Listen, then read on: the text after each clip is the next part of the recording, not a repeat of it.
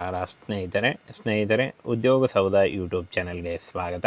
ಇದೇ ರೀತಿಯ ಉದ್ಯೋಗ ಮಾಹಿತಿಗಳಿಗಾಗಿ ಚಾನಲ್ನ ಸಬ್ಸ್ಕ್ರೈಬ್ ಮಾಡಿಕೊಳ್ಳಿ.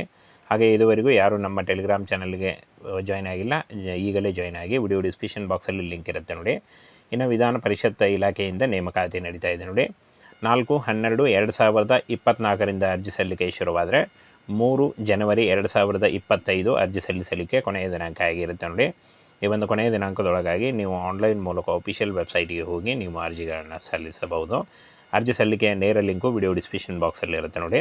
ಹಾಗೆ ಪುರುಷ ಮತ್ತು ಮಹಿಳಾ ಅಭ್ಯರ್ಥಿಗಳು ಯಾರು ಬೇಕಾದರೂ ಈ ಒಂದು ಹುದ್ದೆಗಳಿಗೆ ಅರ್ಜಿಗಳನ್ನು ಸಲ್ಲಿಸಬಹುದು. ಸಂಪೂರ್ಣವಾಗಿ ಈ ಒಂದು ಹುದ್ದೆಗಳು ಕಾಯಂ ಉದ್ಯೋಗಗಳಾಗಿರ್ತಾವೆ ನೋಡಿ. ಹಾಗೆ ಕರ್ನಾಟಕದ ಎಲ್ಲ ಜಿಲ್ಲೆಗಳಲ್ಲಿ ನೇಮಕಾತಿ ನಡೆಯುತ್ತೆ. ಕರ್ನಾಟಕ ವಿಧಾನ ಪರಿಷತ್ ಇಲಾಖೆಯಿಂದ ನೇಮಕಾತಿಯಾಗಿರುತ್ತೆ. ಇನ್ನು ಆಯ್ಕೆ ವಿಧಾನ ನೋಡಿ, ಕನ್ನಡದಲ್ಲಿ ಲಿಖಿತ ಪರೀಕ್ಷೆ, ಸ್ಪರ್ಧಾತ್ಮಕ ಲಿಖಿತ ಪರೀಕ್ಷೆ ಮತ್ತು ಸಂದರ್ಶನದ ಮೂಲಕ ಆಯ್ಕೆಯನ್ನು ಮಾಡಿಕೊಳ್ಳಲಾಗುತ್ತೆ ನೋಡಿ. ಲಿಖಿತ ಪರೀಕ್ಷೆಯಲ್ಲಿ ಪಾಸಾದಂಥ ಅಭ್ಯರ್ಥಿಗಳಿಗೆ ಸಂದರ್ಶನ ನಡೆಸಿ ಸಂದರ್ಶನದಲ್ಲಿ ಆಯ್ಕೆಯಾದಂಥ ಅಭ್ಯರ್ಥಿಗಳಿಗೆ ನೇರವಾಗಿ ಉದ್ಯೋಗಗಳನ್ನು ನೀಡಲಾಗುತ್ತೆ. ಕರ್ನಾಟಕದ ಎಲ್ಲ ಒಂದು ಜಿಲ್ಲೆಗಳಲ್ಲಿ ನೇಮಕಾತಿ ನಡೆಯುತ್ತೆ ನೋಡಿ. ಹಾಗೇನ ಈ ಒಂದು ಹುದ್ದೆಗಳು ಕರ್ನಾಟಕ ರಾಜ್ಯ ಸರ್ಕಾರಿ ಉದ್ಯೋಗಗಳು ಹಾಗೆ ಕಾಯಂ ಉದ್ಯೋಗಗಳಾಗಿರ್ತವೆ. ಇನ್ನು ಅರ್ಜಿ ಶುಲ್ಕವನ್ನು ನೋಡೋದಾದರೆ, ಸಾಮಾನ್ಯ ವರ್ಗದ ಅಭ್ಯರ್ಥಿಗಳಿಗೆ 750 ರೂಪಾಯಿ ಇದ್ದರೆ, 2A 2B ಮತ್ತು 3A 3B ವರ್ಗದ ಅಭ್ಯರ್ಥಿಗಳಿಗೆ 750 ರೂಪಾಯಿ ಇರುತ್ತೆ. ಪರಿಶಿಷ್ಟ ಜಾತಿ ಪರಿಶಿಷ್ಟ ಪಂಗಡದ ಅಭ್ಯರ್ಥಿಗಳಿಗೆ 500 ರೂಪಾಯಿ ಇದ್ದರೆ, ಅಂಗವಿಕಲ ವರ್ಗದ ಅಭ್ಯರ್ಥಿಗಳಿಗೆ 500 ರೂಪಾಯಿ ಇರುತ್ತೆ. ಮಾಜಿ ಸೈನಿಕ ಅಭ್ಯರ್ಥಿಗಳಿಗೆ 500 ರೂಪಾಯಿ ಇರುತ್ತೆ ನೋಡಿ. ಇದನ್ನು ನೀವು credit card, debit card, bank challan ಮೂಲಕ ನೀವು ಅರ್ಜಿಗಳನ್ನು ಸಲ್ಲಿಸಬಹುದು. ಹಾಗೆ ಈ ಒಂದು ಅರ್ಜಿ ಸಲ್ಲಿಸುವಾಗ, ಆನ್ಲೈನ್ ಮೂಲಕ ಅರ್ಜಿ ಸಲ್ಲಿಸುವಾಗ ನೀವು ಈ ಒಂದು ಅರ್ಜಿ ಶುಲ್ಕವನ್ನು ಕೂಡ ಪಾವತಿಯನ್ನು ಮಾಡಬಹುದು. ಇನ್ನು ಫ್ರೆಂಡ್ಸ್, ವಯೋಮಿತಿಯನ್ನು ನೋಡೋದಾದರೆ 18ರಿಂದ 35 ವರ್ಷದ ಒಳಗಿನವರು ಅರ್ಜಿಗಳನ್ನು ಸಲ್ಲಿಸಬಹುದು. OBC ಅಭ್ಯರ್ಥಿಗಳಿಗೆ 3 ವರ್ಷ ಮತ್ತು SC/ST ಅಭ್ಯರ್ಥಿಗಳಿಗೆ 5 ವರ್ಷಗಳ ವಯೋಮಿತಿ ಸಡಿಲಿಕೆ ಕೂಡ ಇರುತ್ತೆ ನೋಡಿ.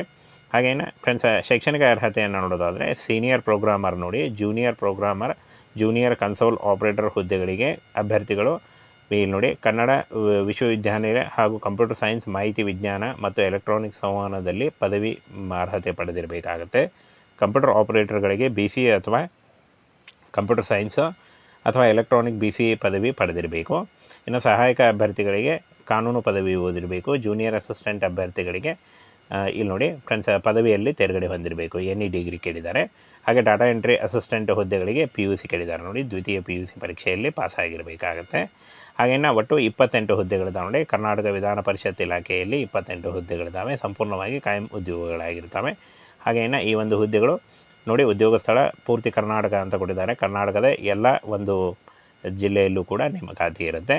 ಹಾಗೆಯೇ ಫ್ರೆಂಡ್ಸ್ ಇಲ್ಲಿ ನೋಡಿ, ವೇತನ 21,000ದಿಂದ 97,000ವರೆಗೂ ಪರ್ ಮಂತ್ ಸ್ಯಾಲ್ರಿ ಆಗಿರುತ್ತೆ ನೋಡಿ. ಫ್ರೆಂಡ್ಸ್, ಇದು ಜಾಸ್ತಿ ಕೂಡ ಆಗ್ತಾ ಹೋಗುತ್ತೆ. ಇನ್ನು ಹುದ್ದೆಗಳ ಹೆಸರನ್ನು ನೋಡೋದಾದರೆ ಕಂಪ್ಯೂಟರ್ ಆಪರೇಟರ್, ಸಹಾಯಕರು, ಕಿರಿಯ ಸಹಾಯಕರು, ದತ್ತಾಂಶ ಸಹಾಯಕರು ಮತ್ತು ಬೆರಳುಚ್ಚುಗಾರರು, senior programmer, junior programmer, junior console operator, ಇಷ್ಟೊಂದು ಹುದ್ದೆಗಳಿದ್ದಾವೆ. ಈ ಒಂದು ಹುದ್ದೆಗಳಿಗೆ ಆಯ್ಕೆ ಮಾಡಿಕೊಂಡು ನೀವು ಅರ್ಜಿಗಳನ್ನು ಸಲ್ಲಿಸಬಹುದು. ಆನ್ಲೈನ್ ನೇರ ಲಿಂಕು ವಿಡಿಯೋ ಡಿಸ್ಕ್ರಿಪ್ಷನ್ ಬಾಕ್ಸಲ್ಲಿ ಇರುತ್ತೆ ನೋಡಿ. ಅಲ್ಲಿ ಕ್ಲಿಕ್ ಮಾಡಿದ್ರೆ ಡೈರೆಕ್ಟಾಗಿ ನೀವು ಆನ್ಲೈನ್ ಅಪ್ಲಿಕೇಶನ್ ಓಪನ್ ಆಗುತ್ತೆ. ಅಲ್ಲಿ ಹೋಗಿ ನೀವು ಡೈರೆಕ್ಟಾಗಿ ಅರ್ಜಿಗಳನ್ನು ಸಲ್ಲಿಸಬಹುದು. ಕರ್ನಾಟಕ ವಿಧಾನ ಪರಿಷತ್ ಇಲಾಖೆ 2025 ಹೊಸ ನೇಮಕಾತಿಯಾಗಿರುತ್ತೆ ನೋಡಿ.